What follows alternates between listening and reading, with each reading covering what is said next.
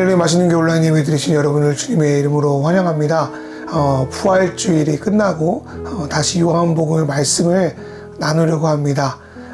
때로는 알아주지 않아도, 나의 이름이 다른 사람에 들려지지 않아도 하나님께서 나를 기억해 주신다는 걸 기억하며 나아갈 때 하나님께서 우리에게 세상에 줄 수 없는 기쁨과 영광을 줄 수 있습니다. 그 믿음으로 이 시간에 주님을 기뻐하며 예배하며 주님께 영광 드리도록 하겠습니다.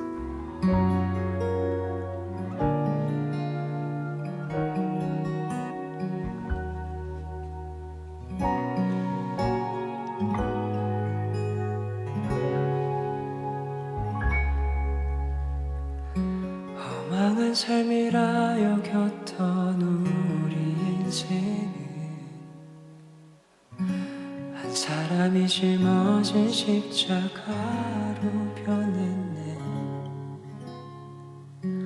우리의 세상은 여전히 험하게 보이나 주 안에서 우리 사랑을 외치네. 이곳에 주의 나라와 주의 뜻만이 영원히 이루어지리. 주가 일하시는 우리의 삶 가운데 주님께 우리 찬양과 그의 영광을 영원히 노래하리. 포기치 않으시는 당신의 그 사랑이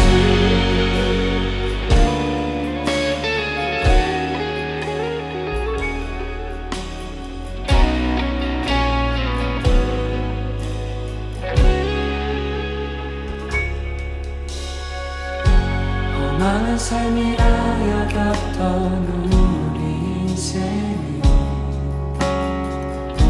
한 사람이 짊어진 십자가로 변했네.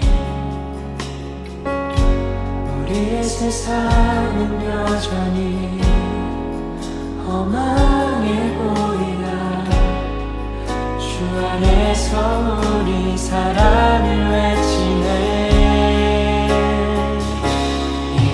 주의 나라와 주의 뜻만이 영원히 이루어지리.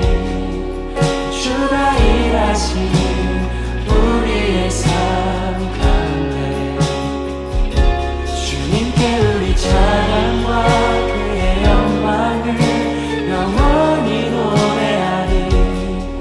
포기치 않으시는 당신의 그 사랑이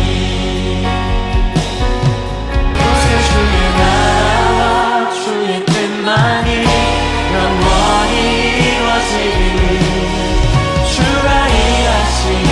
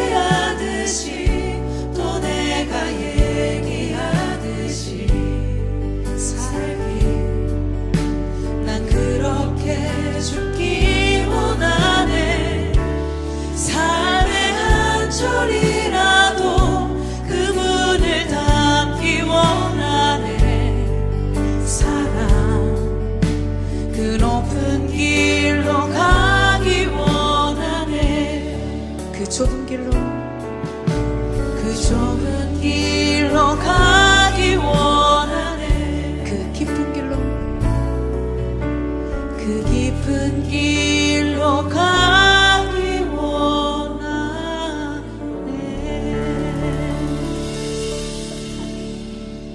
오늘의 말씀 요한복음 10장 40절부터 42절의 말씀입니다. 다시 요단강 저편 요한이 처음으로 세례 베풀던 곳에 가사 거기 거하시니 많은 사람이 왔다가 말하되 요한은 아무 표적도 행하지 아니하였으나 요한이 이 사람을 가리켜 말한 것은 다 참이라 하더라. 그리하여 거기서 많은 사람이 예수를 믿으리라. 아멘. 할렐루야. 한 주 동안 주님의 은혜 안에서 잘 평안히 지내는지 모르겠습니다. 저번 주에 부활주일 말씀을 계속 전했지만 오늘부터 요한복음의 말씀, 특별히 10장 마지막 부분의 말씀을 함께 나누려고 합니다. 요한복음에서 예수님은 세례 요한을 통하여 유대사의 영적 지도자 랍비로서의 시작을 알렸습니다. 그것은 세례 요한이 예수님에 대해 증언한 내용이 매우 큰 역할을 했습니다. 그 당시 명망 높았던 세례 요한은 그동안 자신이 살았던 모든 커리어를 다 동원하여서 예수님의 메시아 되심, 그리스도 되심을 증언하였습니다. 그리고 시간이 흐른 지금에 예수님은 세례 요한이 그 세례를 베풀며 사역했던 그 지역, 다른 말로 예수님 자신이 이스라엘 선생으로 데뷔한 그 장소에 오셨습니다. 이 시점에서 예수님은 유대 사회에서 가장 영향력 있는 선생이자 속칭 메시아 후보 1순위로 자리매김하실 때였습니다. 그런데 세례 요한은 더 이상 유단강가에서 보이지 않습니다. 예수님의 영향력이 커지면 커질수록 점점 설 자리를 잃다가 결국 헤롯 왕에 의해서 비참하게 죽음을 당했기 때문입니다. 세례 요한의 일생을 잠깐 살펴보면 오로지 하나님과 예수님을 위해 살았다는 것을 우리도 확인할 수 있습니다. 어릴 때부터 광야에서 메추기와 석청을 먹으면서 살면서 하나님 앞에서 정결하고 거룩하고 준비된 자로 살았습니다. 그러다가 요단강에서 죄사함을 받게 하는 회개의 세례를 전파함으로 일약 이스라엘을 변화시킬 새로운 영적 지도자로 떠오르게 됩니다. 어떤 사람들은 그래서 세례 요한이야말로 메시아 그리스도가 아닌가라고 생각할 정도로 그 영향력과 그 명성이 대단했습니다. 그러나요, 세례 요한은 자신의 모든 것을 가지고 자기 뒤에 오실 예수님을 메시아로 증언합니다. 게다가 자기를 따르던 제자들마저도 예수님께 제자로 내보내기까지 합니다. 그리고 이 세례 요한은 현실과 동떨어진 신앙에만 머물지 않았습니다. 그 옛날 선지자들이 그랬던 것처럼 지도자들을 향해 과감하게 무엇이 하나님 뜻에 맞는 거지, 무엇이 정의인지, 무엇이 사랑인지, 무엇이 선한 길로 가는 것인지를 과감하게 선포했습니다. 그 대표적인 것이 헤롯 왕이 동생 아내를 취해서 자기 것으로 삼은 것에 대해서 과감하게 비판합니다. 요즘도 살아있는 권력을 향하여 자기 목소리를 내는 게 쉽지 않습니다. 하물며 2000년 전에는 얼마나 하겠습니까? 그런 권력 앞에 세례 요한은 하나님의 메시지를 과감하게 던집니다. 그럼에도 세례 요한은 세상의 눈, 어쩌면 겉의 모습을 볼 때 성공이 아니라 실패의 삶을 살아간 것처럼 보입니다. 그렇게 열심히 최선을 다했지만 예수님께 모든 것을 드리고는 자기는 점점 쇠하여 내리막길을 경험해야 했습니다. 그토록 하나님 나라를 갈망하고 메시아의 오심을 기다렸지만 예수 그리스도를 통하여 이루어지는 하나님 나라를 제대로 보지 못했습니다. 그리고 감옥에 가게 되죠. 또한 그렇게 유대한 선지자가 고작 헤롯의 양딸 살로메의 춤값 대신으로 목에 잘리는 수모를 겪고 죽었습니다. 세상적으로 보면 참으로 허망하고 어이없는 죽음 같습니다. 그럼 우리 인생도 좀 대부분 그런 것 같지 않습니까? 세례 요한처럼 나름대로 좀 착하게 또 정의롭게 살려고 하면 고통받고 손해당하는 이들이 저희도 그렇지만 주변에 참 많은 걸 보게 됩니다. 세상은요, 선하고 올바른 삶을 살아가는 사람들을 기억하기보다 힘과 재력으로 다른 사람을 겁박하는 이들을 칭송하고 기억합니다. 위인전에 사람을 많이 죽이는 자들이 소위 전쟁 영웅이라고 해서 막 책에 많이 써져 있는 것도 그러한 애가 아닐까 생각이 들어요. 예수님 역시 세례요한을 낮추어서 표현한 듯한 말씀을 하신 적이 있습니다. 예수님은 세례요한을 평가하기를 여자가 낳은 자 중에서는 가장 크지만 천국에서 가장 작은 자라 할지라도 세례요한보다는 크다라고 말씀합니다. 아무리 예수님이 말씀하셨다고 하더라도 참으로 참 너무하다, 박하다 이런 생각이 들 때가 있습니다. 그렇게 예수님을 위해서 자신의 온 생일을 드렸는데 예수님을 통해 시작된 하나님 나라에는 설 자리가 없어 보이는 것, 아무도 기억해 주지 않는 것, 참 서글프고 원망스럽기도 합니다. 그런데 저도 이렇게 짧은 인생을 살아가지만 때로는 내 자신이 세례요한처럼 느껴질 때가 있습니다. 나름 최선을 다했는데 아무리 그래도 좀 하나님 바라보고 살려고 노력했는데 또 목사의 양심을 지키려고 살아왔는데 돌아오는 결과는 그렇지 않음을 볼 때 예수님이 세례요한에게 하신 말씀이 꼭 그런 의도는 아닐지라도 나를 향한 말씀인 것처럼 느껴질 때가 간혹가다 있습니다. 한국교회 상황도 그렇다고 생각이 들어요. 해방 이후 계속해서 이루어졌던 한국교회의 양적인 부흥, 눈에 보이는 부흥, 이런 세대가 점점 좀 막이 저물고 이제는 다음 세대에게 어떻게 신앙의 유산을 물려줄 수 있을까 걱정하는 시대가 되었습니다. 그런 시대 속에서도 그래도 주님의 말씀 붙들고 살아가는 것이 나에게 과연 유익이 있나 그런 생각들을 아마 많이 할 것 같습니다. 그런데 오늘 우리가 읽은 요한복음의 말씀은 참으로 위로가 됩니다. 비록 요한은 죽고 사람들의 기억에서 요한이 했던 모든 일들이 희미해지고 어쩌면 거의 사라져버린 것 같습니다. 그런데 사람들은 요단 강가에 계신 예수님을 보면서 다시 세례 요한을 기억합니다. 특별히 세례 요한이 예수님께 대하여 증언한 내용을 기억하는 거죠. 먼저 이들은 세례 요한에게 뭐라고 말하냐면 아무런 표적을 행하지 않은 사람이라고 말합니다. 여기서 표적은 단순한 기적을 말하는 것이 아니라 상대방이 나에 대해서 어떤 사람에 대해서 믿게 하는 증거를 말합니다. 예수님의 경우는 사람들이 자신을 하나님이 보낸 메시아로 인정하게 하는 그것들을 표적이라고 말하죠. 예수님은 수많은 기적을 보여주심으로 자신이 메시아라는 표적을 사람들에게 보여주셨습니다.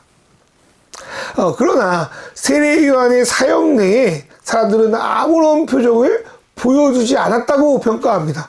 그래서 많은 사람들은 이 구절을 빗대어서 요한은 아무런 능력이 없는 자, 성과를 내지 못하는 자 이렇게 해석하기도 합니다. 그런데 저는 그렇게 해석하고 싶지가 않아요. 세례 요한은 수많은 이들을 회개하게 만들고 남녀노소 신분의 격차 관계없이 요단강에 나와 세례를 받게 할 정도로 대단한 능력의 소유자입니다. 어쩌면 그게 표적이에요. 그래서 많은 사람들이 요한이 메시아다, 그리스도가 아닌가 생각할 정도였습니다. 그게 바로 표적이었던 거죠. 다른 사람들이 나를 향하여 어쩌면 어떤 대상을 향하여 그리스도다, 메시아라고 생각하게 만드는 것, 믿게 만드는 것, 그게 바로 표적인 것이죠. 그런데 표적이 없다고 하는 것은 무엇입니까?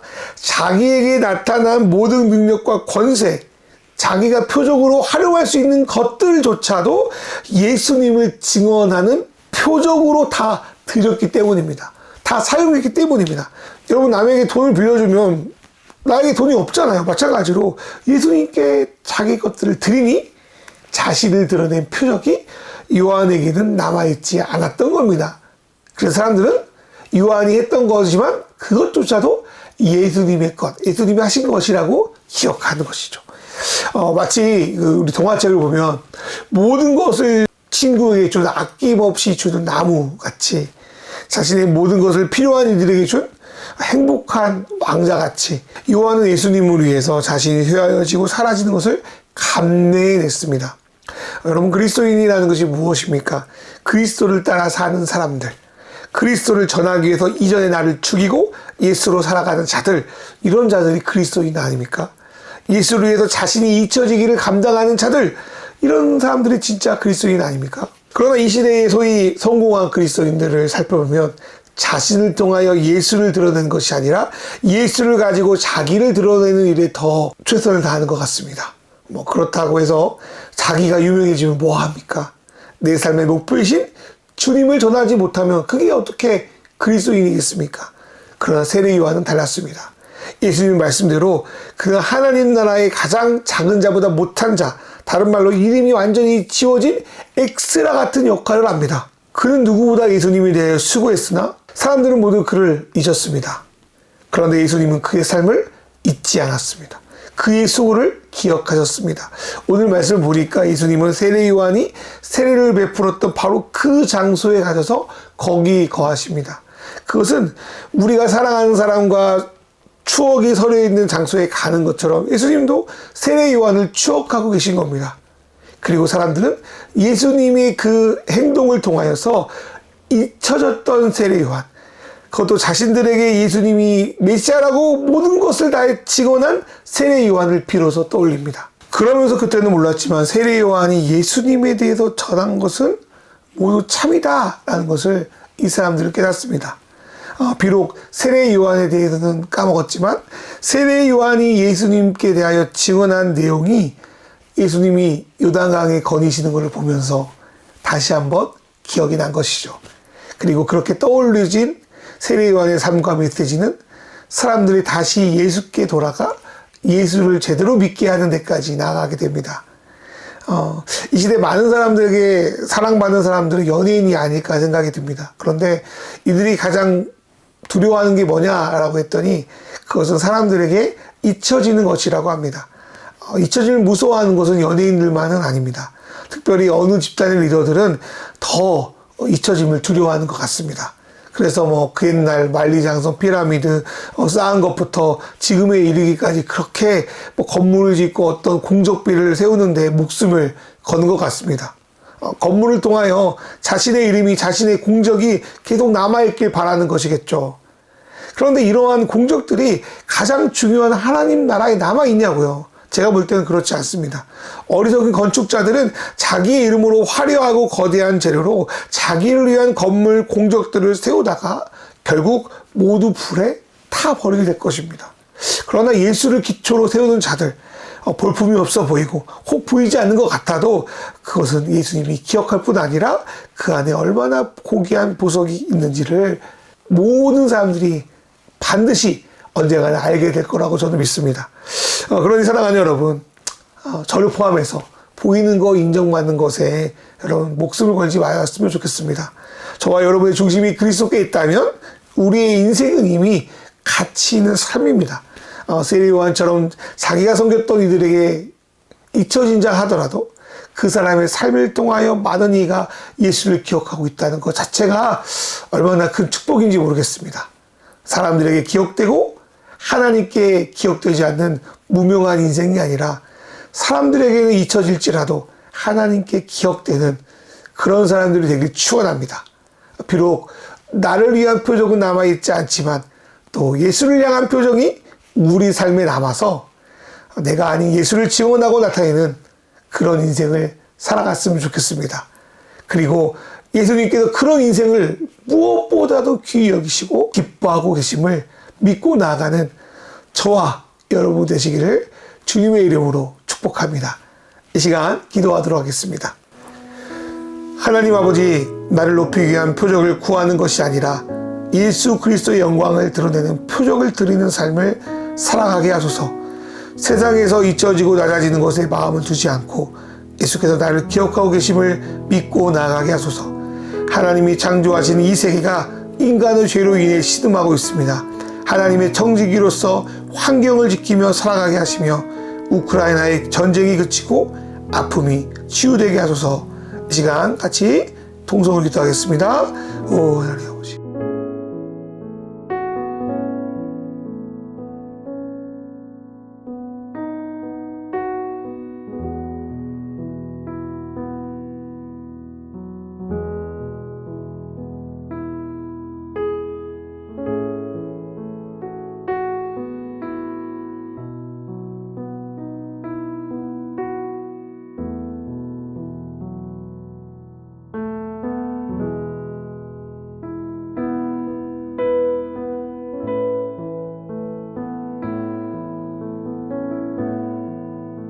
하나님 아버지, 솔직히 이 땅에서 잘 나가고 싶고 유명해지고도 싶습니다.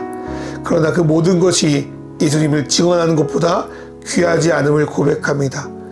우리를 위해 하늘의 영광을 버리고 이 땅에 오셔서 낮아지는 예수님처럼 우리도 예수님을 위해 불의와 타협하지 않고 선한 일을 추구하며 내 삶이 주님을 위한 표적으로 사용될 수 있도록 인도하여 주시옵소서.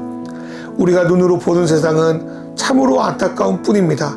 그러나 지금도 무명한 자로 세례요한처럼 예수님의 영광을 위해 나아가는 믿음의 형제자매들을 기억해 주시고 이들을 통하여 당신의 뜻을 이 땅에 계속 나타내 주시옵소서. 특별히 우리나라와 우크라이나를 위해 기도합니다.